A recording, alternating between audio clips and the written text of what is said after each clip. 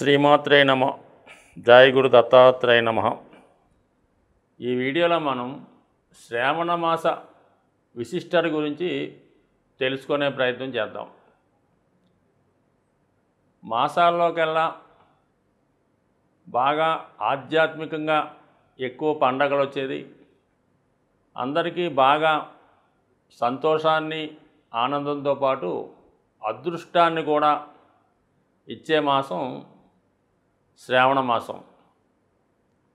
So ఈ శ్రావణ మాసం ముఖ్యంగా ఇప్పుడు వస్తున్నటువంటి ఈ సంవత్సరంలో వస్తున్నటువంటి శ్రావణ మాసంలో మరీ ఎక్కువ విశిష్టను కలిగి ఉండడం జరిగింది. ముఖ్యంగా లక్ష్మీదేవికి ఇష్టమైనటువంటి మాసం శ్రావణ మాసం. ఈ మాసంలో మరి శ్రావణ మంగళవారాలు కానీ శ్రావణ శుక్రవారాలు కానీ విధి విధానంగా మరి ఆ వ్రతాన్ని ఆచరించడం వల్ల, అంటే వాళ్ళ సాంప్రదాయాలు ఉంటాయి, దాని ప్రకారం చేసుకోవడం వల్ల స్త్రీలకి సౌభాగ్య యోగం కలిగే అవకాశం ఉంటుంది. తద్వారా వారి యొక్క భర్తలకి ఆరోగ్యం అవ్వచ్చు, ఆర్థిక పరంగా అనుకూలత ఏర్పడే అవకాశం ఉంది. అయితే ఈ వ్రతాన్ని ఈ మంగళవారాలు కానీ శుక్రవారాలు కానీ చేస్తున్నప్పుడు మన కుటుంబంలో స్త్రీలే కాక మగవారు కూడా ఆ రోజంతా నియమంగా ఉండడం వల్ల దాని యొక్క ఫలితం ఇంకా ఎక్కువగా వచ్చే అవకాశం ఉంటుంది. మరి ఈ శ్రావణ మాసంలో మరి కష్టాలను పోగొట్టగలిగే శని యొక్క ప్రభావంతో శని త్రయోదశి కూడా రావడం జరిగింది. అంటే శనివారం శని త్రయోదశి రావడం వల్ల శని భగవాన్ని పూజించడం వల్ల జాతకంలో ఉన్నటువంటి సమస్యలు, అలాగే గోచార రీత్యా వస్తున్నటువంటి సమస్యలు, అలాగే ఇతరుల యొక్క ఈర్ష్య వల్ల, ఇతరుల వల్ల మన మీద వాళ్ళు పెట్టుకున్నటువంటి కోపం అనొచ్చు, పగ అనుకోవచ్చు, మన యొక్క పతనాన్ని కోరుకునే వాళ్ళ యొక్క దృష్టి నుంచి తప్పే విధంగా ఈ శని త్రయోదశి ఆచరించడం వల్ల, అంటే నెలలో ఈ ఆషాఢ మాసం ఈ శ్రావణ మాసంలో 17వ తారీఖు ఆగస్టు 17వ తారీఖు అంటే మనకి వరలక్ష్మి వ్రతం వెళ్ళిన మరునాడు ఒకటి, అలాగే 31వ తారీఖు ఆగస్టు నెలలో ఒకసారి రావడం జరుగుతుంది.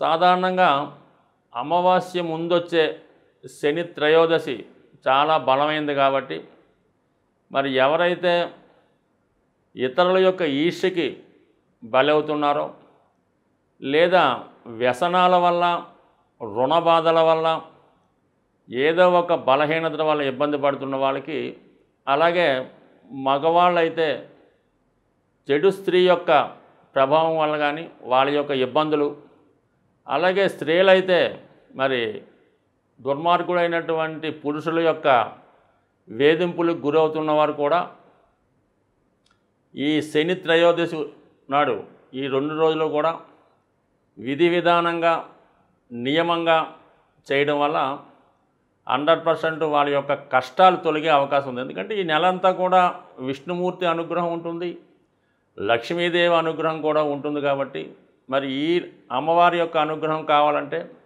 ఖచ్చితంగా శని భగవానుడు కూడా మనకి గ్రీన్ సిగ్నల్ ఇవ్వాల్సి ఉంటుంది. అందువలన ఖచ్చితంగా ఈ నెలలో వచ్చే శని త్రయోదశులతో పాటు మరి వాళ్ళ యొక్క ఆచారాలను బట్టి మంగళవారాలు లేదా శుక్రవారాలు చేసుకోవడం మంచిది. అలాగే ఆగస్టు 16వ తారీఖున వరలక్ష్మి వ్రతంతో పాటుగా మనకి రవి సంక్రమణం జరుగుతుంది. అంటే రవి భగవానుడు ప్రతి నెల ఒక రాశిలోకి మారుతూ మరి ఈ నెలలో సింహరాశిలోకి మారడం జరిగింది. అంటే స్వక్షేత్రంలోకి రావడం కూడా ఒక విధంగా ఇది మరి రవి యొక్క బలం పెరగడం వల్ల జాతకులకి హోదా, గౌరవం, పదవి లాంటి అవకాశాలు ఉంటాయి. కాబట్టి మరి అవకాశం ఉన్నవాళ్ళు ఈ ఆగస్టు 16వ తారీఖు రవి సంక్రమణం రోజు విధి విధానంగా ఉపవాసం ఉండి మరి రవిని పూజించుకోవడం వల్ల 100% వాళ్ళకి హోదా పెరిగే అవకాశం ఉంది, ఆరోగ్యం బాగుంటుంది. అలాగే ఇదే నెలలో ఆగస్టు 19వ తారీఖున మరి రక్షాబంధన్, అలాగే జంధ్యాల పౌర్ణమ, దానితో పాటు విశేషంగా హయగ్రీవ జయంతి. అంటే ఒక విధంగా విష్ణుమూర్తి యొక్క అవతారం హయగ్రీవుడు మన యొక్క సంస్కృతిని, వేదాల్ని రక్షించే ప్రయత్నంలో హయగ్రీవుని యొక్క అవతారం మనకి చెప్తూ ఉంటుంది.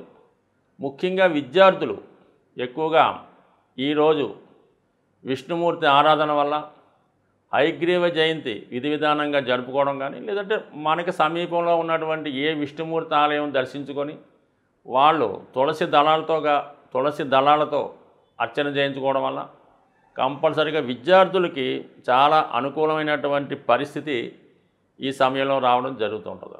అలాగే మరి ఆగస్టు 21వ తారీఖున ఇంకోటి ఏంటంటే రాఘవేంద్ర స్వామి యొక్క ఆరాధన ప్రారంభం జరుగుతుంది. ఈ రాఘవేంద్ర స్వామి కూడా ప్రహ్లాదుని యొక్క అవతారంగా మనం చెప్పుకుంటారు కాబట్టి ఆగస్టు 21వ తారీఖున కూడా ముఖ్యంగా విద్యార్థులు ఎవరైతే విద్య కొరకు చదువుతున్న వాళ్ళు, కాంపిటేటివ్ ఎగ్జామ్స్కు ప్రిపేర్ అవుతున్నవారు, గవర్నమెంట్ పరీక్షలకు ప్రిపేర్ అవుతున్నవారు ముఖ్యంగా ఈ ఆగస్టు 19, ఆగస్టు 21 2 రోజులు కూడా మరి ఆగస్టు 21న అయితే మీరు ఏదైనా రాఘవేంద్ర స్వామి మనకు అనుకూలంగా అందుబాటులో లేకపోతే దత్తాత్రేయుడు, సాయిబాబా మొదలగు ఆలయాలు దర్శించి విధి విధానంగా అక్కడ ఉన్నటువంటి గురువుల యొక్క ఆశీర్వాదం తీసుకోవడం వల్ల విద్యార్థులకి, నిరుద్యోగులకి అత్యంత ఉపయోగకరమైనటువంటి పండుగలు ఈ నెలలో రాబోతున్నాయి.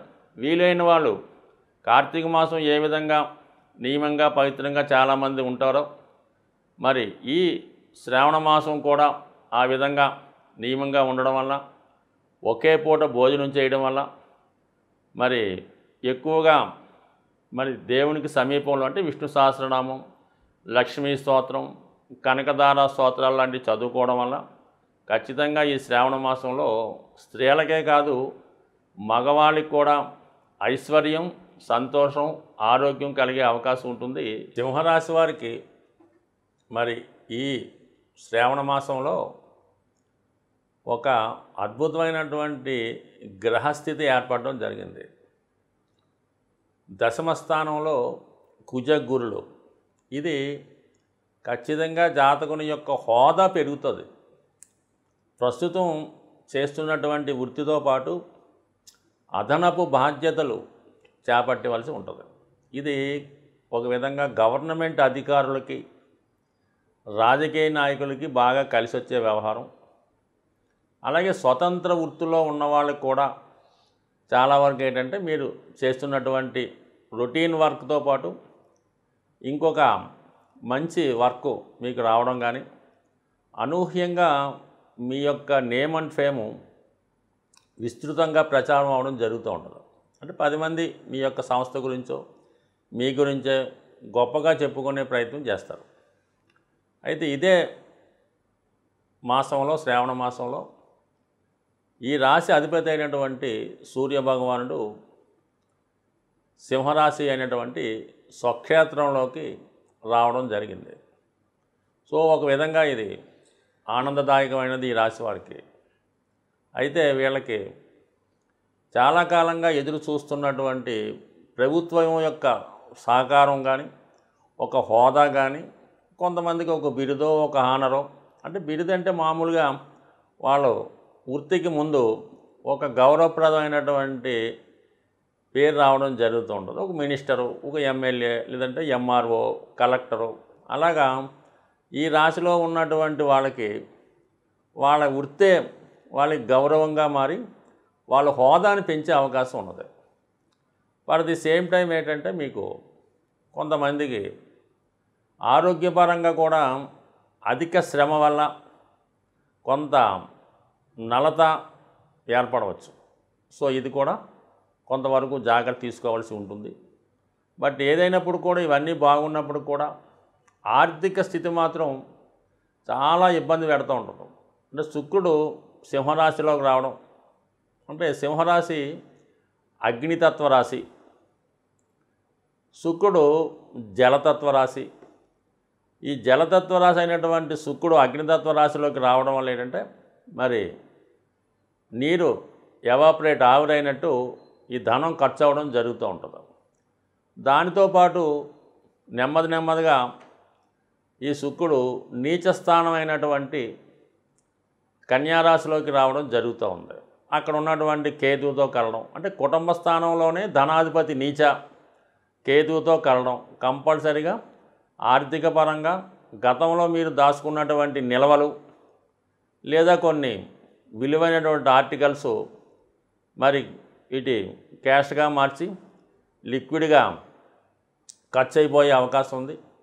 అలాగే కుటుంబ సంబంధించిన విషయాల్లో స్త్రీల వలన ఒక అపకీర్తి లేదంటే మీకు ఒక మనస్తాపం కలగవచ్చు.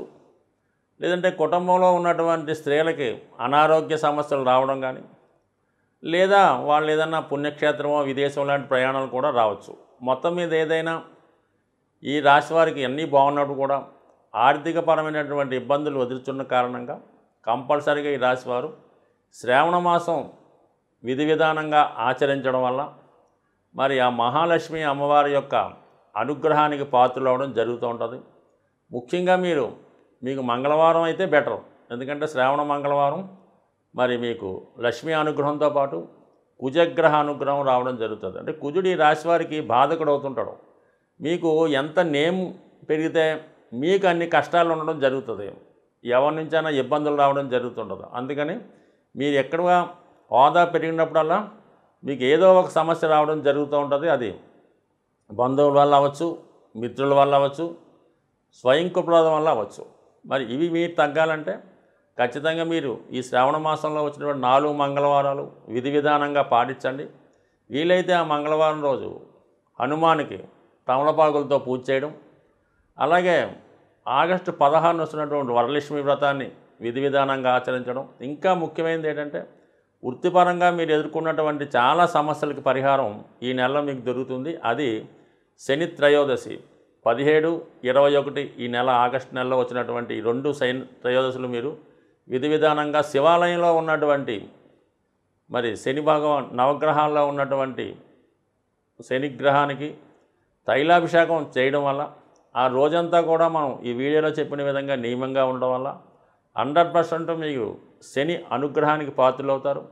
శని అనుగ్రహం ఉంటేనే మీకు అమ్మవారు కరుణిస్తుంది. మీకు శని త్రయోదశి నాడు శనికి తైలాభిషేకం చేయించుకునేటప్పుడు ఖచ్చితంగా కొన్ని నియమాలు అనేది పాటించాలి.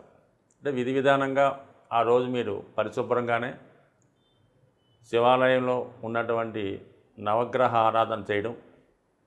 అంటే ముందుగా మీరు శివుణ్ణి దర్శించి శివుని యొక్క పర్మిషన్ తీసుకోవాలి.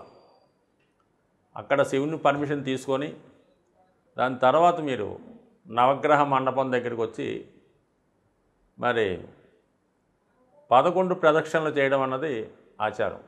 దాని తర్వాత అక్కడ ఉన్నటువంటి అయ్యవారితోని మీరు ముందుగానే ఏర్పాటు చేసుకోవాల్సి ఉంటుంది. ఈ శని తైలాభిషేకానికి కావాల్సినటువంటి సరుకులు వాళ్ళకి ఇవ్వడం వల్ల కొన్ని టెంపుల్స్ ఆ విధంగా ఉంటుంది. కొన్ని టెంపుల్స్లో మీరు బయట ముఖ్యంగా ఏంటంటే ఆయిల్, నువ్వుల నూనె, నల్ల వస్త్రం, నల్ల నువ్వులు, ఇంకా పూజకి కావాల్సిన పసుపు కుంకుమ ఇవన్నీ కామన్గా తీసుకుంటారు. ఈవెన్ అగ్గిపెట్టి కూడా తీసుకోవాలి అక్కడ మీరు. ఇవన్నీ కూడా విధి విధానంగా మీతో పూజ చేయించి బెల్లం ముక్క నైవేద్యం ఇంపార్టెంటు. దాని తర్వాత ఈ పూజ అయిన తర్వాత నవగ్రహాలతో పాటు పూజ చేసి శని భగవానికి తైలాభిషేకం చేయడం, దాని తర్వాత నల్ల వస్త్రాన్ని కప్పడం, తర్వాత మీరు విధానంగా కాలు కడుక్కొని మళ్ళా శివాలయంకి వచ్చి శివునికి కూడా అభిషేకం చేయించుకోవాలి. ఏదో తోచిన విధంగా శివుడికి అభిషేకం చేయించుకొని దాని తర్వాత అమ్మవారిని దర్శించి మీరు ఇంటికి రావడం జరుగుతుంది. ఇక్కడ బట్టలు వదిలేయడం కానీ స్నానం చేయడం కానీ అలాంటి కార్యక్రమాలు లేకుండా డైరెక్ట్గా ఇంటికి వచ్చి మీరు అంటే మామూలుగా ఇంటికి వెళ్ళే ముందు ఎవరన్నా కాళ్ళు కడుక్కోవాలి. అది విధానం. శని దేవాలయంకి వెళ్ళామని కాదు. పూర్వకాలం నుంచి వస్తున్నటువంటి ఆచారం ఏంటంటే మనం ఎక్కడికి వెళ్ళినా మళ్ళీ తిరిగి ఇంట్లోకి వెళ్ళినప్పుడు కంపల్సరీగా మీరు కాళ్ళు కడుక్కొని ఇంట్లోకి వెళ్ళాలి. ఆ ఏర్పాటు చేసుకొని మీరు ఆ రోజు 99% ఆయిల్తో చేసిన పదార్థాలు ఏవి కూడా తినకూడదు. అంటే ఆయిల్ అంటే నెయ్యి, వెన్న అన్నీ కూడా. కనీసం మజ్జిగ కూడా చిలికాలన్నమాట. అందులో ఉన్నటువంటి నెయ్యి కూడా బయటకు వచ్చేలా. అటువంటి పచ్చి పులుసు, అన్నం, తాలింపు పెట్టిన పప్పు ఆ విధంగా తింటూ ఆ రోజు కింద పడుకోవాలి. భూసైనం అంటే మామూలుగా అయ్యప్ప దగ్గరికి వెళ్ళినప్పుడు ఎలాగో చాపో తలగడ పెట్టుకొని తలగడ గొప్పుడు పెట్టుకొని ఆ రోజంతా కూడా సంసార సుఖానికి దూరంగా ఎటువంటి వ్యసనాల గురించి ఆలోచించకుండా ఆ రోజు కింద పడుకొని ఆ రోజు మళ్ళీ మీరు సూర్యోదయానికి ముందే లెగిసి చక్కగా మీ స్నానం చేసి ఈ కార్యక్రమాలు తీర్చుకుంటే ఖచ్చితంగా ఈ ఫలితం రావడం జరుగుతుంది. అలాగని మీరు శనికి పూజా కార్యక్రమాలు చేసి ఏ విధమైనటువంటి అనాచార కార్యక్రమాలు చేసినా, సిగరెట్ కాల్చినా, ఇంకోటి చేసినా, ఎవరితో వాళ్ళతో మాట్లాడటం, హాస్యాలు ఇలాంటివన్నీ మాని తక్కువ మాట్లాడటం, సాధ్యమైనంత వరకు గృహంలోనే గడపడం వల్ల మీకు సంపూర్ణ ఫలితం వచ్చే అవకాశం ఉంది. ఒకసారి చేసి చూడండి, మీకే దాని యొక్క ప్రభావం కనబడే అవకాశం ఉంటుంది. స్వస్తి.